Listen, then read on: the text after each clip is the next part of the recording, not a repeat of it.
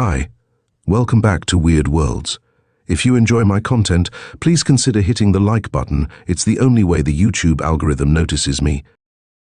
This story is a supernatural horror tale with strong elements of psychological suspense and science fiction.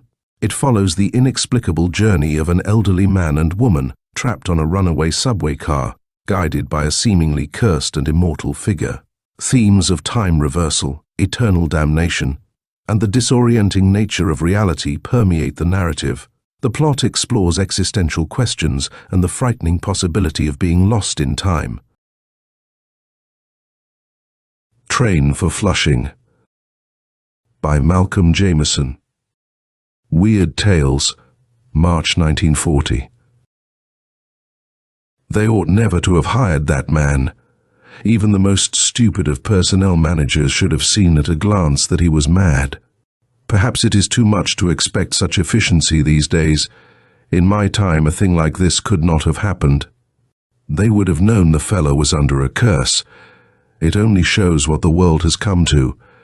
But I can tell you that if we ever get off this crazy runaway car, I intend to turn the interborough wrong side out. They needn't think because I am an old man and retired that I am a nobody they can push around. My son Henry, the lawyer one, will build a fire under them. He knows people in this town. And I am not the only victim of the maniac. There is a pleasant, elderly woman here in the car with me. She was much frightened at first, but she had recognized me for a solid man, and now she stays close to me all the time. She is a Mrs. Herrick, and a quite nice woman. It was her idea that I write this down.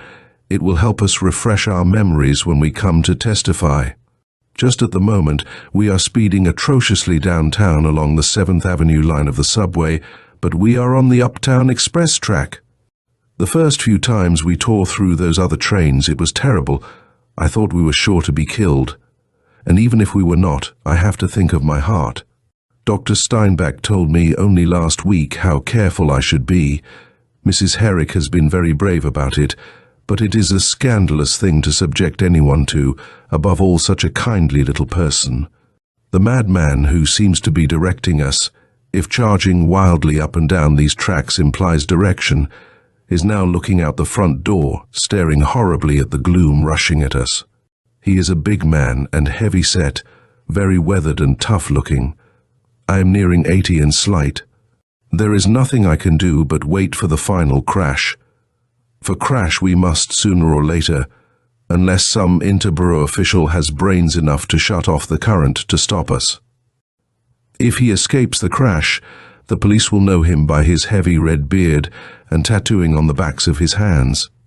The beard is square-cut, and there cannot be another one like it in all New York. But I notice I have failed to put down how this insane ride began. My granddaughter, Mrs. Charles L. Tenek, wanted me to see the World's Fair and was to come in from Great Neck and meet me at the subway station. I will say that she insisted someone come with me, but I can take care of myself, I always have, even if my eyes and ears are not what they used to be. The train was crowded, but somebody gave me a seat in a corner. Just before we reached the stop, the woman next to me, this Mrs. Herrick, had asked if I knew how to get to Whitestone from Flushing. It was while I was telling her what I knew about the buses, that the train stopped and let everybody off the car but us. I was somewhat irritated at missing the station, but knew that all I had to do was stay on the car, go to Flushing and return. It was then that the maniac guard came in and behaved so queerly. This car was the last one in the train, and the guard had been standing where he belongs on the platform. But he came into the car, walking with a curious rolling walk, but I do not mean to imply he was drunk, for I do not think so. And his manner was what you might call masterful, almost overbearing. He stopped at the middle door and looked very intensely out to the north at the sound. "That is not the Scheldt," he called out angrily with a thick foreign accent, and then he said "Bah!" loudly, in a tone of disgusted disillusionment. He seemed of a sudden to fly into a great fury. The train was just making its stop at the end of the line, in Flushing. He rushed to the forward platform and somehow broke the coupling. At the same moment, the car began running backward along the track by which we had come. There was no chance for us to get off, even if we had been young and active. The doors were not opened. It happened so quickly. Then he came into the car, muttering to himself. His eye caught the sign of painted tin they put in the windows to show the destination of the trains. He snatched the plate lettered Flushing and tore it to bits with his rough hands, as if it had been cardboard, throwing the pieces down and stamping on them. That is not Flushing, not my Flushing, not Vlissingen, but I will find it. I will go there, and not all the devils in hell nor all the angels in heaven shall stop me. He glowered at us, beating his breast with his clenched fists, as if angry and resentful at us for having deceived him in some manner. It was then that Mrs. Herrick stooped over and took my hand. We had gotten up close to the door to step out at the World's Fair station, but the car did not stop. It continued its wild career straight on, at dizzy speed. "Rugwatch!" he shouted, or something equally unintelligible. "Back I must go, like always, but yet will find my Vlissingen." Then followed the horror of pitching headlong into those trains. "The first one we saw coming," Mrs. Herrick screamed. I put my arm around her and braced myself as best I could with my cane. But there was no crash, just a blinding succession of lights and colors in quick winks. We seemed to go straight through that train from end to end at lightning speed, but there was not even a jar. I do not understand that, for I saw it coming clearly. Since there have been many others, I have lost count now. We meet so many, and swing from one track to another so giddily at the end of runs. But we have learned, Mrs. Herrick and I, not to dread the collisions, or say, passage, so much. We are more afraid of what the bearded ruffian who dominates this car will do next. Surely we cannot go on this way much longer. It has already been many, many hours. I cannot comprehend why the stupid people who run the interborough do not do something to stop us, so that the police could subdue this maniac and I can't have Henry take me to the district attorney. So read the first few pages of the notebook turned over to me by the Missing Persons Bureau. Neither Mrs. Herrick nor Mr. Dennison, whose handwriting it is, has been found yet, nor the guard he mentions. In contradiction, the interborough insists no guard employed by them is unaccounted for, and further, that they never had a man of the above description on their payrolls. On the other hand, they have as yet produced no satisfactory explanation of how the car broke loose from the train at Flushing. I agree with the police that this notebook contains matter that may have some bearing on the disappearances of these two unfortunate citizens. Yet here in the psychiatric clinic we are by no means agreed as to the interpretation of this provocative and baffling diary. The portion I have just quoted was written with a fountain pen in a crabbed, tremulous hand, quite exactly corresponding to the latest examples of old Mr. Dennison's writing. Then we find a score or more of pages torn out, and a resumption of the record in indelible pencil. The handwriting here is considerably stronger and more assured, yet unmistakably that of the same person. Farther on, there are other places where pages have been torn from the book, and evidence that the journal was but intermittently kept. I quote, "Now all that is legible of the remainder of it. Judging by the alternations of the cold and hot seasons, we have now been on this weird and pointless journey for more than 10 years. Oddly enough, we do not suffer physically, although the interminable rushing up and down these caverns under the streets becomes boring. The ordinary wants of the body are strangely absent or dulled.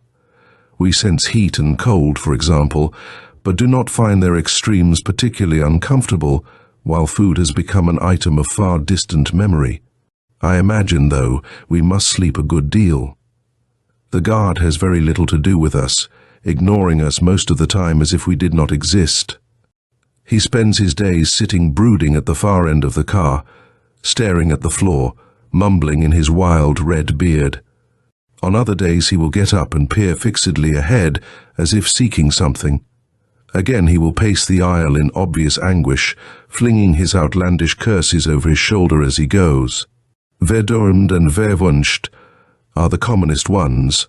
We have learned to recognize them, and he tears his hair in frenzy whenever he pronounces them. His name, he says, is Van der Decken, and we find it politic to call him Captain. I have destroyed what I wrote during the early years, all but the account of the very first day. It seems rather querulous and hysterical now. I was not in good health then, I think, but I have improved noticeably here, and that without medical care. Much of my stiffness, due to a recent arthritis, has left me, and I seem to hear better. Mrs. Herrick and I have long since become accustomed to our forced companionship, and we have learned much about each other. At first, we both worried a good deal over our family's concern about our absence. But when this odd and purposeless kidnapping occurred, we were already so nearly to the end of life, being of about the same age, that we finally concluded our children and grandchildren must have been prepared for our going soon, in any event.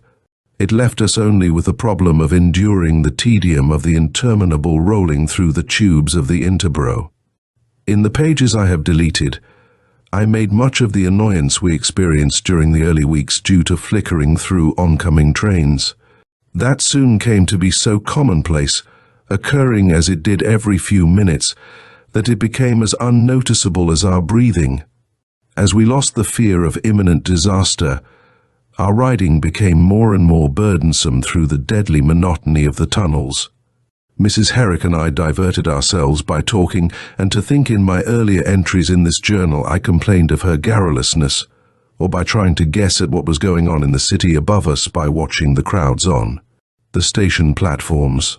That is a difficult game, because we are running so swiftly, and there are frequent intervening trains. A thing that has caused us much speculation and discussion is the changing type of advertising on the bill posters. Nowadays they are featuring the old favorites. Many of the newer toothpastes and medicines seem to have been withdrawn. Did they fail, or has a wave of conservative reaction overwhelmed the country? Another marvel in the weird life we lead is the juvenescence of our home, the runaway car we are confined to. In spite of its unremitting use always at top speed, it has become steadily brighter, more new-looking. Today, it has the appearance of having been recently delivered from the builders' shops. I learned half a century ago that having nothing to do, and all the time in the world to do it in, is the surest way to get nothing done. In looking in this book, I find it has been 10 years since I made an entry.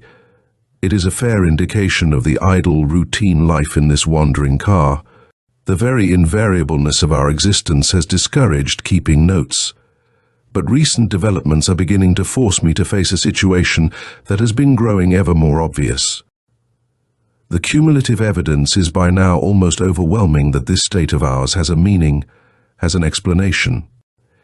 Yet I dread to think the thing through, to call its name, because there will be two ways to interpret it. Either it is as I am driven to conclude, or else I must talk it over frankly with Nellie Herrick. She is remarkably poised and level-headed and understanding. She and I have matured a delightful friendship. What disturbs me more than anything is the trend in advertising. They are selling products again that were popular so long ago that I had actually forgotten them, and the appeals are made in the idiom of years ago. Lately it has been hard to see the posters. The station platforms are so full. In the crowds are many uniforms, soldiers and sailors. We infer from that there is another war, but the awful question is, what war? Those are some of the things we can observe in the world over there. In our own little fleeting world, things have developed even more inexplicably. My health and appearance, notably. My hair is no longer white. It is turning dark again in the back and on top. And the same is true of Nellie's.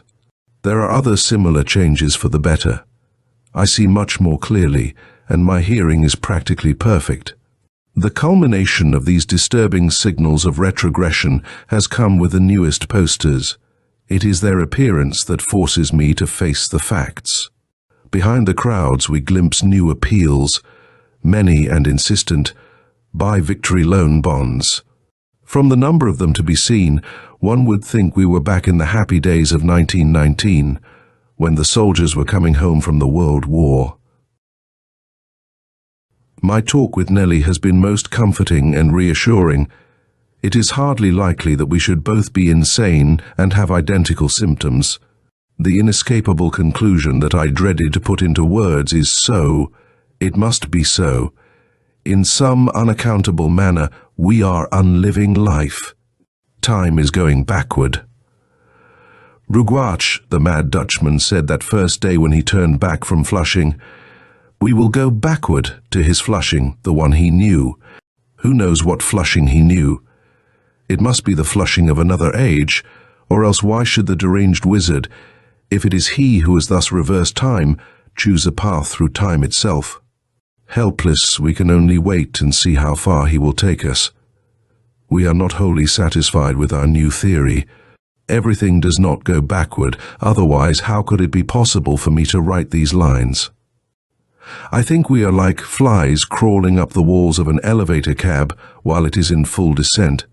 Their own proper movements, relative to their environment, are upward, but all the while they are being carried relentlessly downward. It is a sobering thought. Yet we are both relieved that we should have been able to speak it. Nellie admits that she has been troubled for some time, hesitating to voice the thought. She called my attention to the subtle way in which our clothing has been changing, an almost imperceptible de-evolution in style. We are now on the lookout for ways in which to date ourselves in this headlong plunging into the past. Shortly after writing the above, we were favored with one opportunity not to be mistaken. It was the night of the armistice. What a night in the subway! Then followed, in inverse order, the various issues of the Liberty bonds.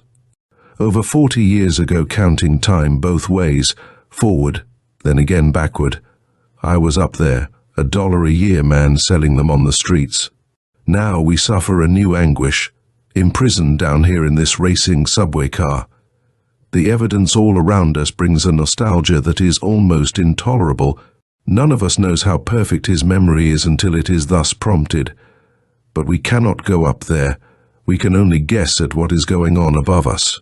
The realization of what is really happening to us has caused us to be less antagonistic to our conductor.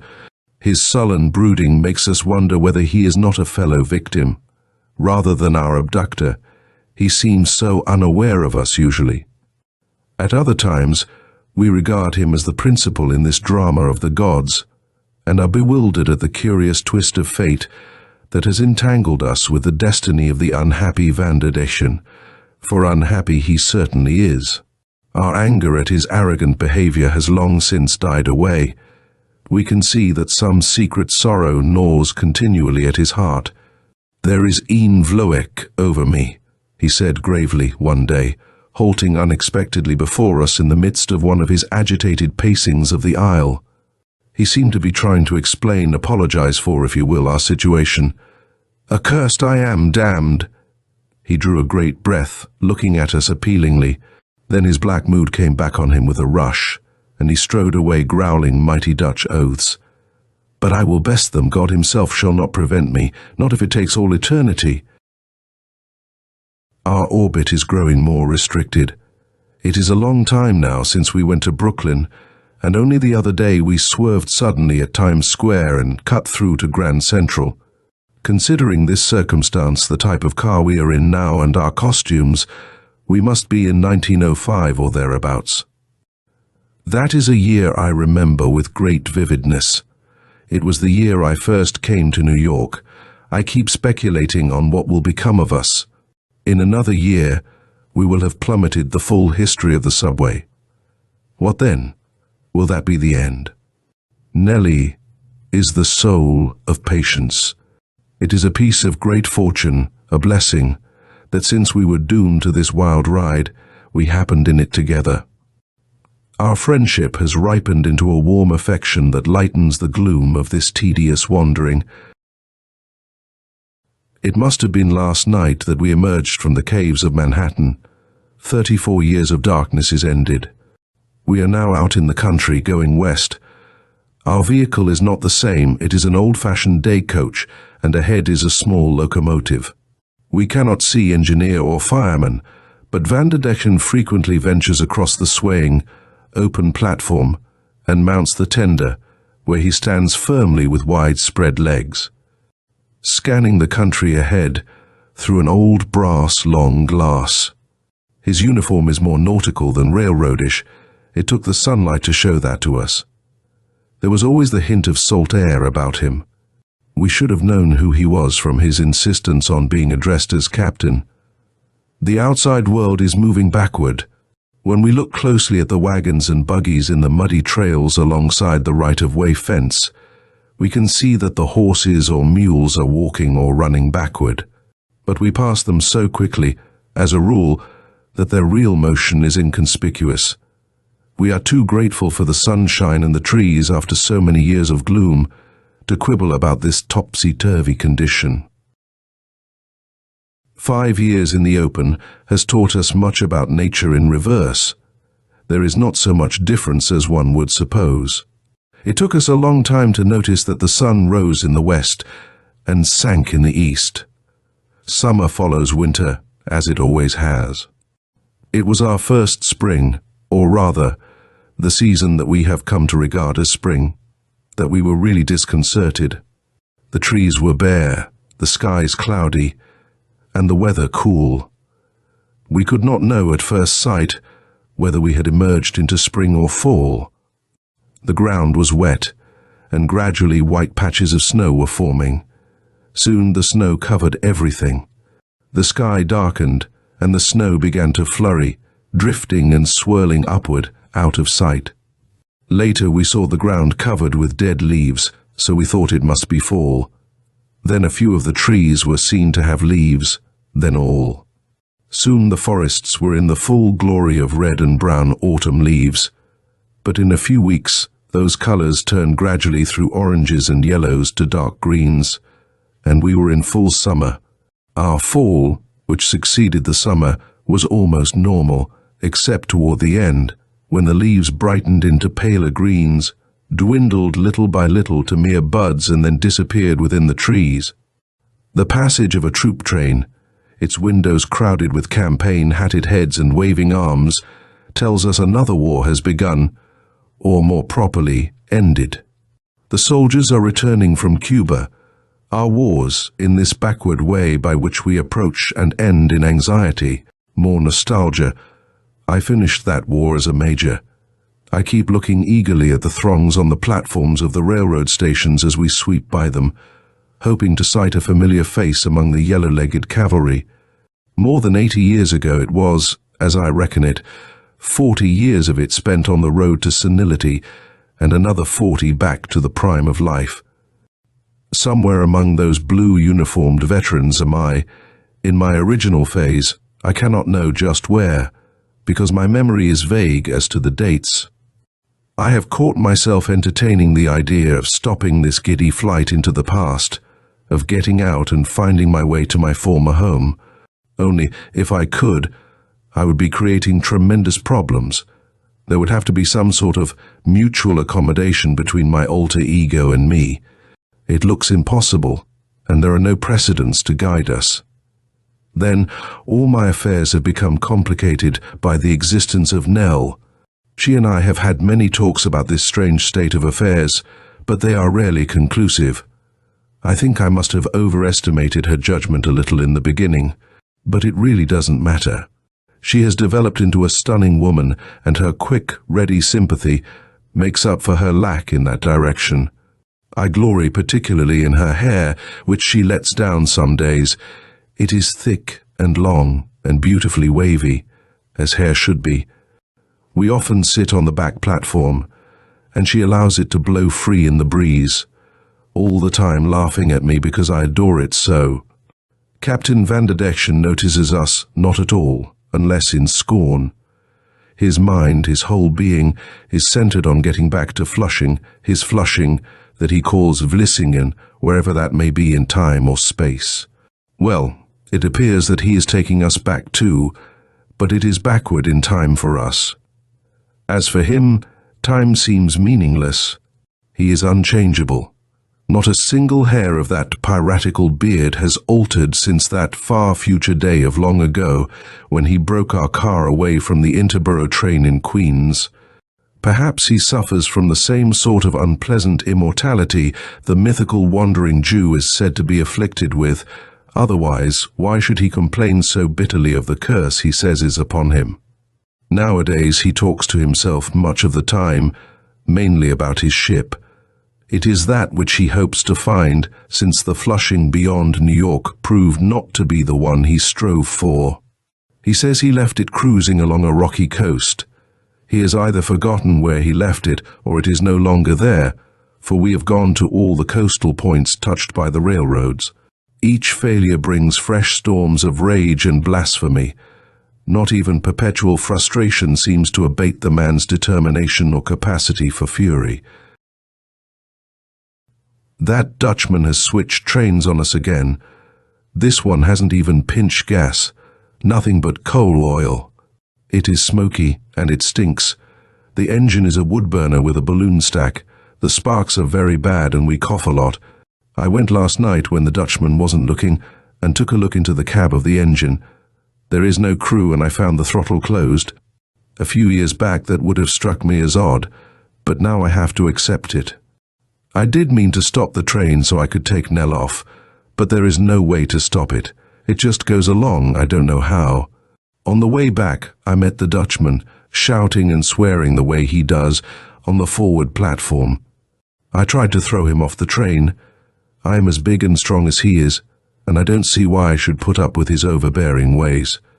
But when I went to grab him, my hands closed right through. The man is not real.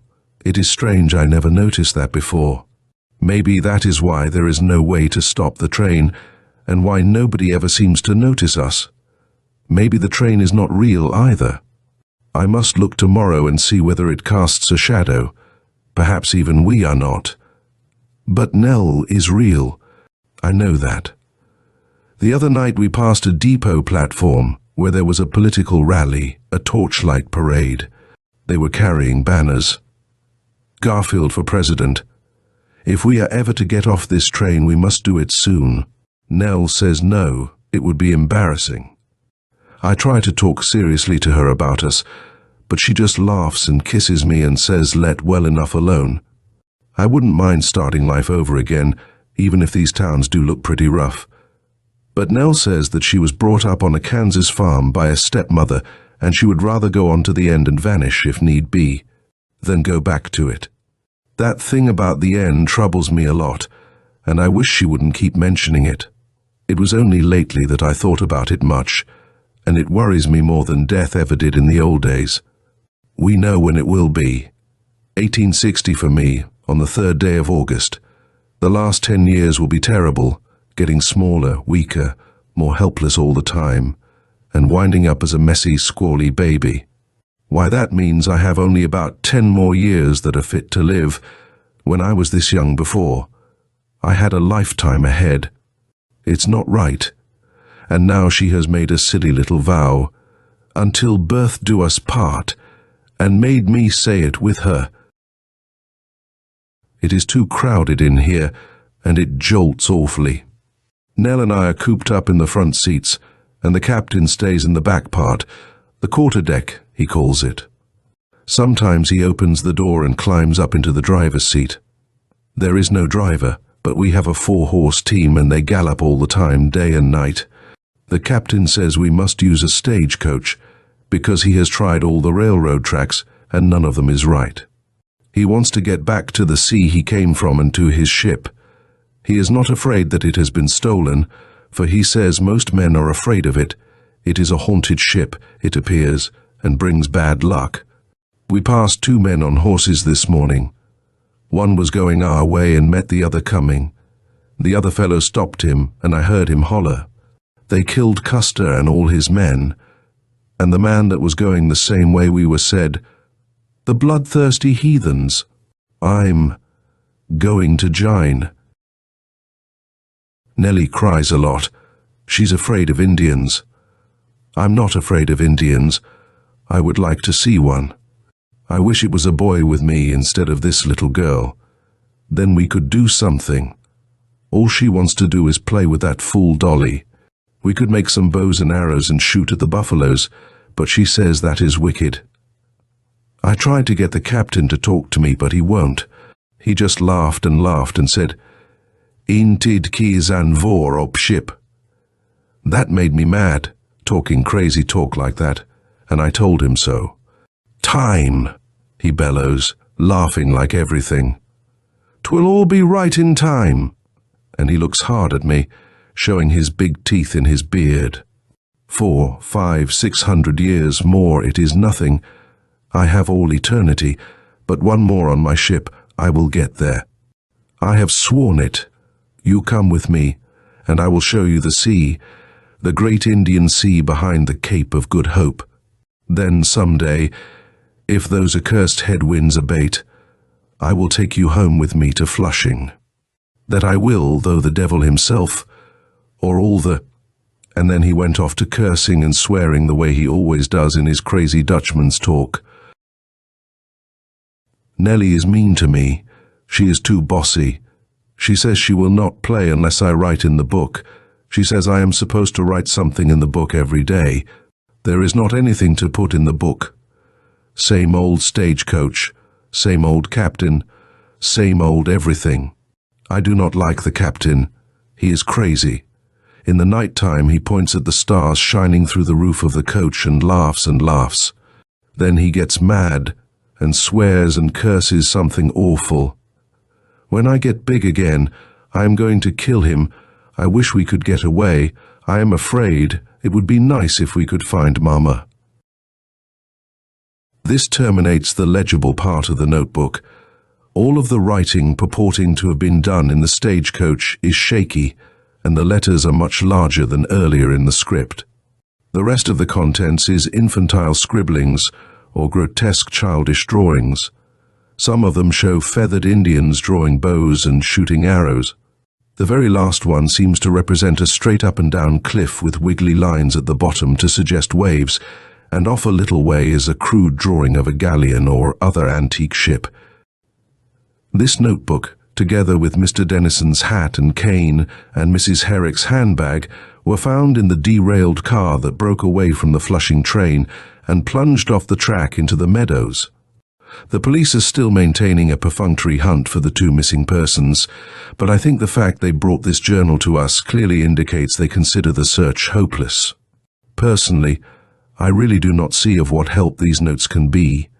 I fear that by now Mr. Dennison and Mrs. Herrick are quite inaccessible. End of Train for Flushing by Malcolm Jameson.